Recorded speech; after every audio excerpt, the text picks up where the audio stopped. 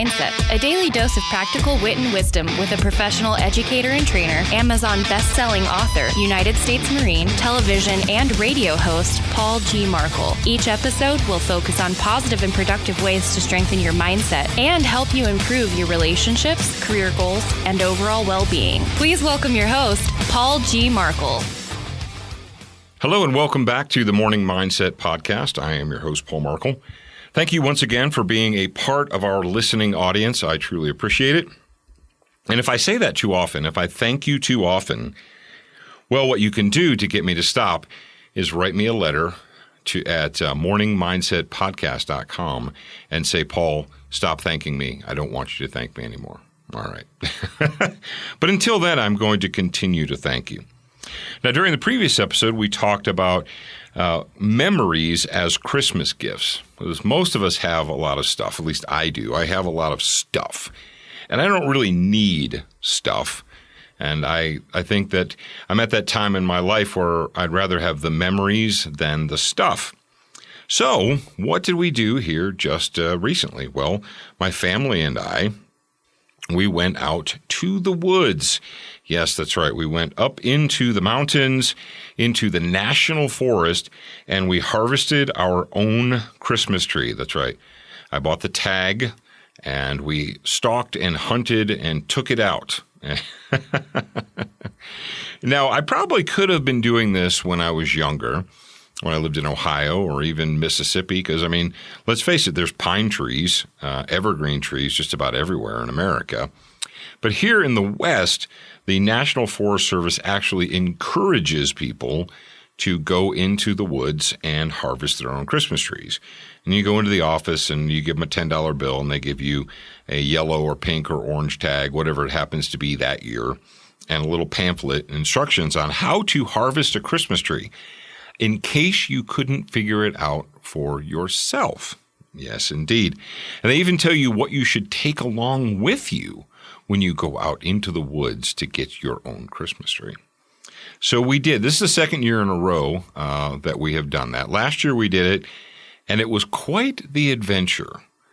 Yes, indeed. We did not realize just how much snow was actually going to be on the ground already.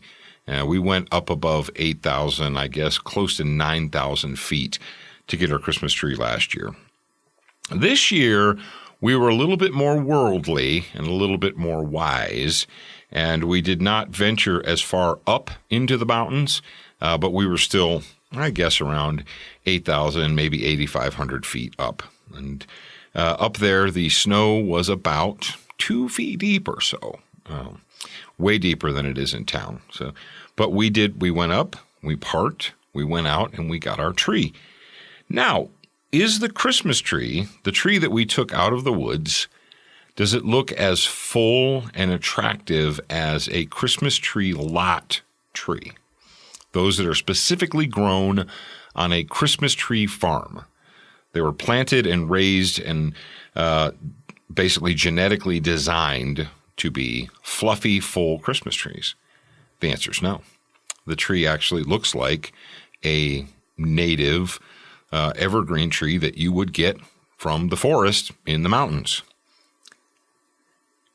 So the question that many people may ask is, would you rather have an attractive farm-grown tree? And some people will say, yes, absolutely. I don't want some tree that looks like it was growing on the side of a mountain. I want a big, fat, full tree. And you can go and spend your money, and you can stop on the way home from work tomorrow night or in the afternoon. You can drive by the Christmas tree lot, and you can exchange $30 or $40 or $50 or however much they're charging for trees, and you can take one home. And that's great. That's fantastic. Or you can invest your time. And what we did is we spent way more. We invested much more time in our Christmas tree harvest than we did money. And when you invest time, you're creating memories. And it's up to you. You can do whatever you want. And I'm not telling you that you have to, be Clark Griswold and trudge out into the wilderness to harvest your own Christmas tree. Remember this, if you are going to do that, you need a a saw of some sort, whether a chainsaw or what I use is I actually have, it's a manual chainsaw. It's one of those pack saws, those emergency saws. It has two handles on it. It looks like a chainsaw chain, but it has handles. Basically, they're leather. They're not leather, nylon straps, and you just hold them and you cut the tree like that. That's what I did. We took along a tow rope this year in case we had to pull the tree out of the woods, but it turned out that it wasn't that heavy, and Zach, the shipping ogre, just carried it out on his shoulders. But that was our Christmas tree hunt, and we didn't spend a whole lot of money, but we invested some time. I mean, it probably took us, between the time we left the house and got up into the mountains and got back, we probably had, 2-3 hours invested or so. And of course, I also had to buy the family lunch because I'm the dad. And since we all went out into the cold, everyone wanted to stop and have a warm lunch inside on the way back, which is fine. So when you are venturing out this Christmas, think about that. Do you want to spend the money or do you want to spend the time? And I know sometimes it's just easier to spend the money because you don't feel like you want to waste the time or take the time. But every once in a while, I would suggest that you purposely and deliberately invest the time instead of the money and make those memories that we were talking about previously. All right, ladies and gentlemen, I've got much more for you coming up. I'll be back tomorrow with another one.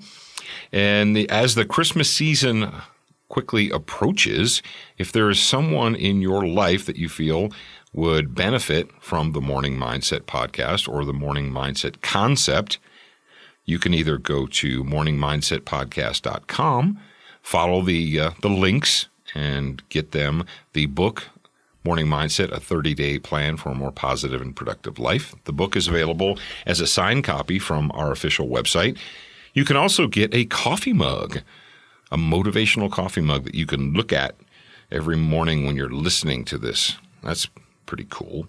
I think there's a poster on the store, there's a coffee cup on the store, there's the book on the store.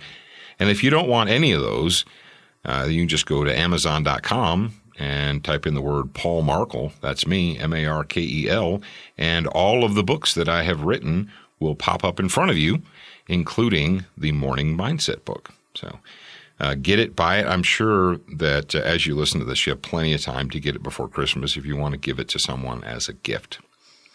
All right, ladies and gentlemen, that's your instructions. Go forth and do good things. I am your host, Paul Markel, and I'll talk to you again real soon.